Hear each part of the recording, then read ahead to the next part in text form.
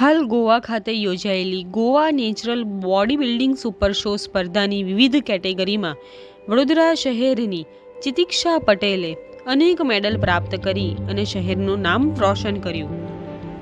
સ્પર્ધાના 3 મહિના પૂર્વે જ ચિતિક્ષાને ટાઇફોઇડ થયો હતો, છતાં પણ મનથી હાર ન માનતા અંતે પોતાનો ગોલ અચીવ કર્યો.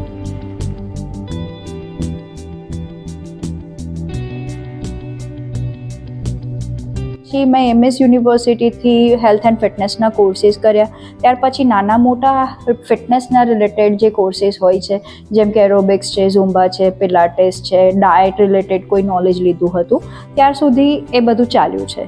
અને હવે એવું છે કે એક નોર્મલ ફિટનેસ ઇન્સ્ટ્રક્ટર પછી મને ઘણા બધા ઇશ્યુઝ થયા. પછી I have decided goal to be as a bikini model, તો મેં એમાં જમ્પ કર્યો. ગોવામાં એકચ્યુઅલી મેં 5 કોમ્પિટિશનમાં પાર્ટિસિપેટ કર્યો હતો. એમાં 2 હતી miss bikini body building, then after street model, then after miss runway and miss swimsuit. તો આ બધી જ કેટેગરીમાં મેં પાર્ટિસિપેટ કર્યું હતું, જેમાં મિસ બિકિનીમાં મને બંનેમાં સિલ્વર મેડલ મળ્યું છે, એટલે સેકન્ડમાં આવી છું. ધેન મને સ્ટ્રીટ મોડલમાં 3rd રેન્ક મળ્યો છે એન્ડ મિસ રનવે એન્ડ સ્વિમસૂટમાં 5th રેન્ક મળ્યો છે. અને ગોવામાં કોમ્પિટિશન હતી, એ કંપનીનું નામ છે ICN the natural body building, અને એને ગોવા સુપર શો તરીકે ઓળખાય છે. એ એવરી યર નવેમ્બર અને ડિસેમ્બરમાં થતી હોય છે મોસ્ટલી. ફર્સ્ટ ટાઈમ હતું એ મારા માટે એક્સપિરિયન્સ તો બહુ સારો રહ્યો છે, પણ એની સૌથી સારી મોમેન્ટ અને ખરાબ મોમેન્ટ બંને એક જ વસ્તુમાં છે કે જ્યારે હું બિકિની પહેરીને સ્ટેજ પર જતી હતી, પહેલાં થોડું વર્કઆઉટ કરવાનું હોય છે. તો એ વર્કઆઉટ કરતાં મારો બેલ્ટ હાથથી છૂટી ગયો અને મારો આ નીલ ટોટલી અહીંયાથી બ્રેકડાઉન થઈ ગયો હતો. હવે સ્ટેજ પર જતાના 5 મિનિટ પહેલાં તમારા હાથમાં કંઈ વાગ્યું છે ને નીલ પર વાગે, જ્યારે આપણે નેલ આર્ટ કરાવી હોય ને એના ઉપર કંઈ વાગે અને નેલ આખો નીકળી જાય, તો એ બહુ જ આમ સિવિયર પેઇન હોય છે. અને ત્યારે 2 મિનિટમાં જ મારું નામ હતું અને મારે જવાનું હતું. તો એક સારી એક મોમેન્ટ હતી ને મારા માટે એક ભયંકર મોમેન્ટ હતી કે આ પેઇન લઈને હું જઉં કેવી રીતે, બિકોઝ હાથ બિલકુલ સિવિયર થઈ રહ્યો હતો, આમ સિવર જ થતો હતો હાથ મારો.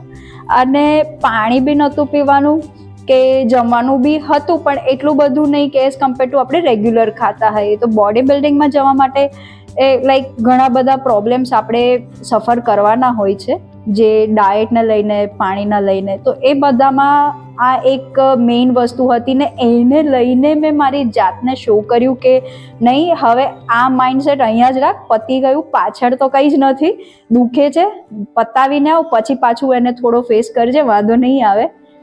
એકચ્યુઅલી મેં તમને પહેલાં બી મેન્શન કર્યું કે મને થોડા હેલ્થ ઇશ્યુઝ હતા. મને 3 વાર લાસ્ટ 2023માં 3 ટાઈમ આઈ સફર ફ્રોમ ટાઇફોઇડ.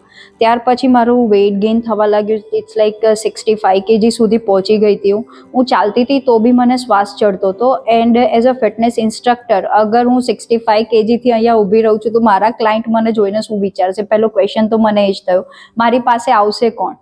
તો what about me and my self? મારે ટ્રાન્સફોર્મ કરવું જોઈએ. તો એ ટ્રાન્સફોર્મ કરવા માટે મેં ખાલી નોર્મલ વોકથી સ્ટાર્ટ કર્યું હતું ને ધીરે ધીરે વર્કઆઉટ સ્ટાર્ટ કર્યું. ત્યાર પછી ડિસાઇડ કર્યું કે ખાલી વર્કઆઉટ અને વોકથી કંઈ નહીં થાય, આઈ નીડ ટુ પ્રૂવ. તો પ્રૂવ કરવા માટે એક એક્ઝામ પાસ કરવી હોય એ રીતે મેં આ બોડી બિલ્ડિંગમાં પાર્ટિસિપેટ કર્યું. It's just for the exam, કે હું મારી જાતને હું ઓળખી શકું અને કેટલા કેપેબલ હું છું એ જાણી શકું અને બતાવી શકું. નેક્સ્ટ ગોલ તો બધા બહુ છે, પણ ફિલહાલ મેં બિકિની બોડી બિલ્ડિંગમાં પાર્ટિસિપેટ કર્યું. હવે નેક્સ્ટ બીજું કોઈ ટ્રાન્સફોર્મેશન લઈને આવીશું.